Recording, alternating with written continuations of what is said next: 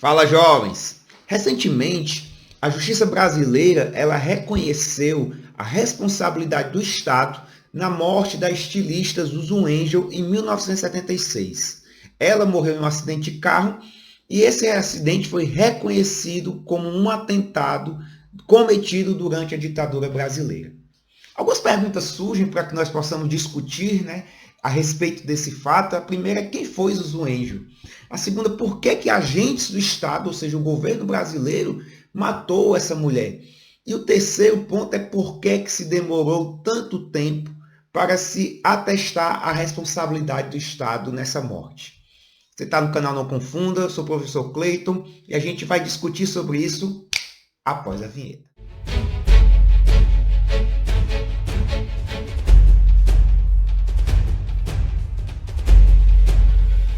Fala pessoal, estou de volta, eu sou o professor Cleiton, você está no canal Não Confunda.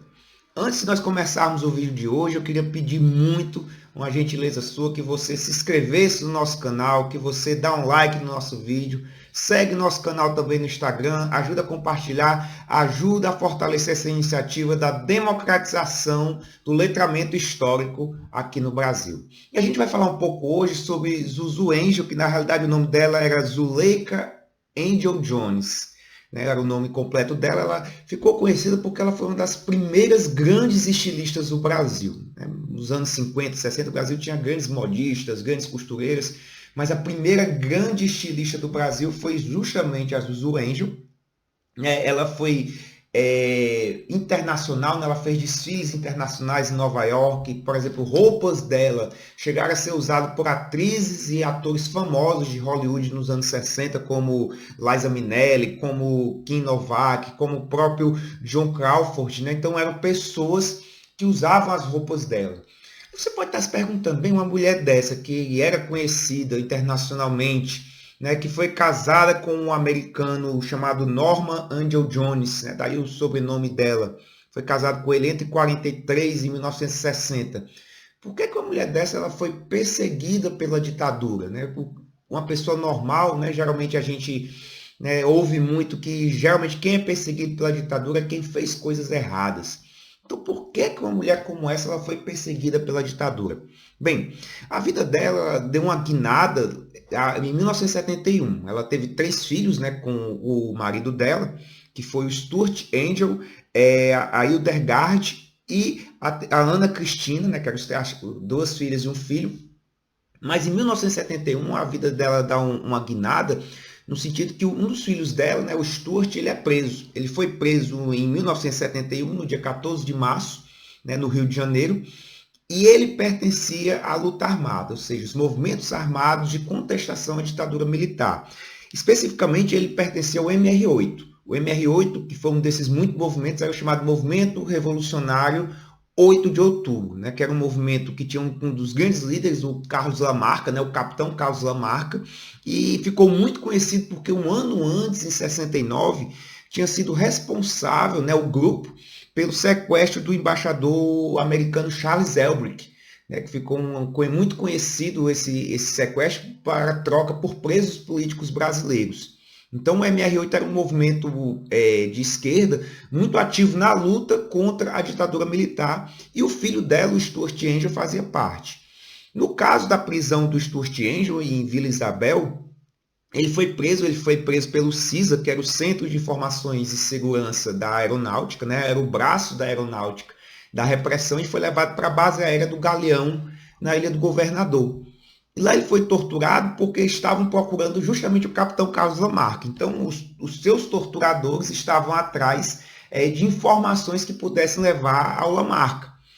Bem, depois disso, o Stuart Angel ele desapareceu.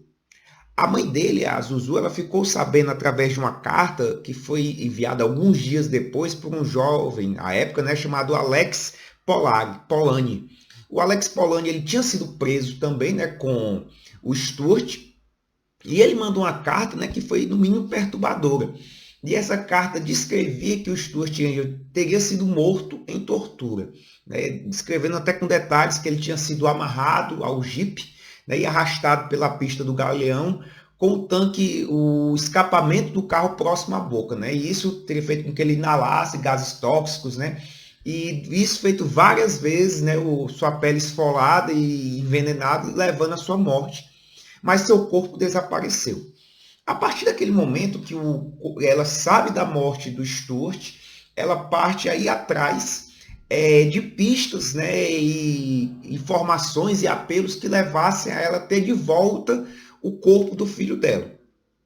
Como a literatura e a historiografia é vasta, sabemos que era costume, quando acontecia esse tipo de morte, que era chamado de acidente de trabalho, né? O livro do Hélio Gaspari, Ilusões Armadas, né? Ditadura Escancarada, ele trata muito bem isso.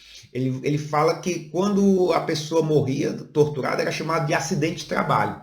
Né? Então, provavelmente o Stuart Angel tinha sido um acidente de trabalho. Era costume, então, nesses casos específicos, o corpo sumir. Porque se não há corpo, não há materialidade, não há culpa do Estado na morte dele. E era justamente por causa disso que Zuzu estava atrás do corpo do filho, para que ela pudesse realmente enterrar o filho e para que o Estado fosse responsabilizado. Então ela passou a procurar várias pessoas, mandou carta para vários ministros, mandou carta para generais, inclusive ela chegou a mandar carta para o presidente da República. Uma dessas cartas está disponível para a gente, eu vou mostrar aí para vocês. Olha essa carta aí que eu vou ler com vocês. Excelentíssimo senhor presidente da República, general Ernesto Geisel. Esta é a segunda vez em que me dirijo a Vossa Excelência para mais um doloroso apelo. A primeira foi há quase 2 anos, em maio, por ocasião do Dia das Mães. Naquele dia estive na sua residência e levei a minha aflição pelo que teria acontecido ao meu filho, Stuart Edgar Angel Jones, cuja foto deixei em sua casa. A minha agonia é constante há 4 anos. O que teria sido feito do corpo do meu amado filho? Tão belo rapaz torturado e assassinado no Cisa, no Galeão, por ordem do brigadeiro Bournier, então comandante da 3ª Zona Aérea. Até hoje, não recebi por parte das autoridades responsáveis esclarecimento algum. Estou certa de que Vossa Excelência, como pai, como cristão que é, há de compreender a angústia em que vivo há 4 anos. As notícias que continuo recebendo do seu martírio, do martírio que meu filho sofreu, são de enlouquecer. Meu filho tinha na época 26 anos, conforme consta que estou juntando em cópia a esta. Ele foi preso no dia 14 de maio de 1971, levado imediatamente para o CISA, aeronáutica, e sofrido toda sorte de tortura, inclusive amarrado a uma viatura da corporação e arrastado no pátio. Com a boca, perceba um ponto importante aí, ela riscou no cano de descarga, né? Como se ele tivesse com a boca conectada, né? Acho que ela repensou e escreveu mais embaixo, né? Quase colada no cano de descarga. Foi obrigado a inalar os gases tóxicos que eram expelidos entre acelerações e freios contínuos. Essa, entre aspas, né, Operação Martírio, durou um dia inteiro, desde cedo até o entardecer. Antes, as chacotas e risos dos torturadores, entre eles soldados e oficiais da aeronáutica. Assassinado, o corpo do meu querido filho não me foi entregue, sendo uma dor tão grande. Agora,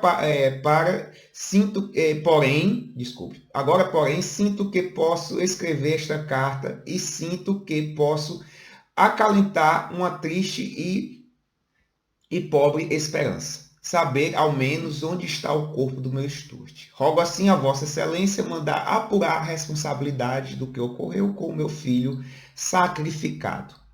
Aguardando a decisão de Vossa Excelência, subscrevo-me respeitosamente, Zuleika Angel Jones, Rio de Janeiro, 29 de abril de 1975. Então vocês estão percebendo aí que ela escreveu várias cartas, inclusive ao presidente da República, general Ernesto Geisel, que era visto como um general um pouco mais, não tão rígido, né, como o anterior. Mas você percebe que ela denuncia claramente, ela vai denunciar, né, os motivos da morte, a maneira como aconteceu, cita nomes, e essa carta se constitui numa preciosa fonte histórica, né? Até o que ela omite, né, o que ela escreve, como ela pensou, riscou a carta e depois não estava colado o cano, botou próximo. Essa riqueza de detalhes, né, mostra justamente na acusação formal que ela estava fazendo ao Estado brasileiro. Só que ela não teve respostas, em parte, devido à censura aos meios de comunicação que havia nessa época. Então, o que foi que ela fez? Ela passou a fazer denúncias internacionais contra o Estado brasileiro. Ela chegou a fazer um desfile em Nova York, né, onde ela fez um protesto, né, onde ela colocou as roupas, né, com desenhos bordados de fuzil, tanques de guerra, canhões. E no final, em vez de ter um vestido de noiva, ela entra com um vestido preto de luto, né, com cruzes vermelhas e a foto de um anjo, né, e um crucifixo na mão. Ou seja, ela começa a romper a barreira da censura brasileira, mas denunciar internacionalmente o que estava acontecendo. E em 73 ela vai ter um outro golpe ainda duro, que vai ser a morte da nora dela, a viúva do Stuart, né, a Sônia de Moraes Angel. Ela foi também presa pelo Estado brasileiro. No caso, ela pertencia também à luta armada, ela era da ANL, que era a ANL, e ela vai ser torturada e morta também. Uma coisa interessante é que ela foi presa pelo DOI-CODE, mas o corpo dela os restos mortais dela só foram encontrados e reconhecidos como mortos pela ditadura em 1991. Né? Muitos anos depois também que vai haver o reconhecimento da morte da nora. Né? O marido da Zuzu, como era americano, então dava cidadania americana para o Stuart. Então a Zuzu ela começa a tentar esse caminho, né? Porque não tinha sido somente o filho dela que tinha morrido, mas sim o filho dela, cidadão americano, que havia sido morto, torturado pelo Estado brasileiro. Então ela faz um dossiê e chega a entregar esse dossiê nas mãos do senador Ted Kennedy, né? O senador democrata, justamente como uma maneira de denunciar o Estado brasileiro, do que estava acontecendo no Brasil. A partir desse momento, ela é vista como uma ameaça. Ela é vista como uma ameaça pelo Estado brasileiro e passa a ser perseguida. E é interessante que ela, sentindo essa perseguição, ela vai escrever cartas para diversos artistas, para diversos intelectuais, dando conta da ameaça com a qual ela estava passando. Ó, cartaz essa como essa que você pode ver. Ó. Olha aí, ó, diz assim, ó, declaração, né, o papel timbrado da marca dela. Há dias recebi documentos descrevendo como pormenores das torturas e o assassinato de que foi vítima meu filho Stuart Angel Gomes pelo governo militar brasileiro. Este documento está fora do país, em mãos de um dos parentes americanos do meu filho Marte. Se algo vier a acontecer comigo, se eu aparecer morta por acidente, assalto ou outro qualquer meio, né? Então ela está aí, desse documento, ela está quem? Culpando, dizendo que se ela aparecesse morta, ela culparia quem? A ditadura militar. Né? Então ela escreve cartas, ela passa a fazer essas denúncias, algumas cartas em inglês, e tem esse dossiê. E realmente o pior aconteceu, né? O pior vai acontecer no dia 14 de abril de 1976, né? Por volta das 3 da manhã, o carro dela vinha saindo no túnel Dois Irmãos, que é um túnel no Rio de Janeiro que liga a Gávea a São Conrado.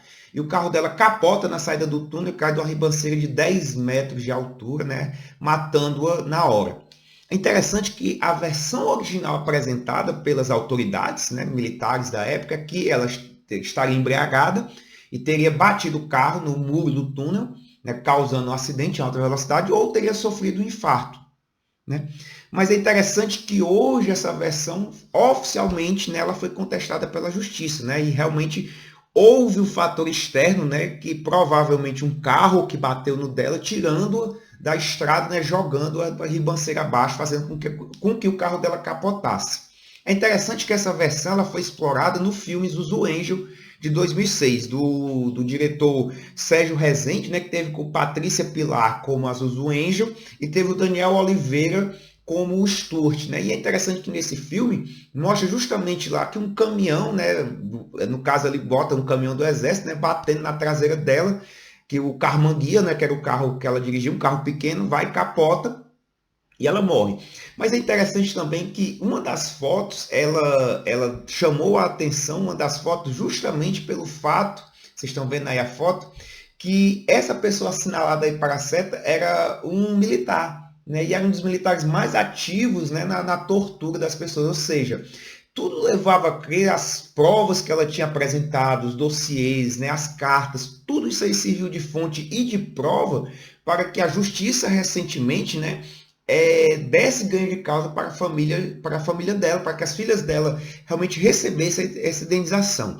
A questão não foi apenas de indenização, a questão importante é que também foi alterado o atestado, a certidão de óbito dela, né, e mostrando que ela foi morta por ação do Estado brasileiro, e ela foi incluída no panteão dos heróis nacionais, ou seja, reconhecendo o papel dela na luta contra a ditadura militar.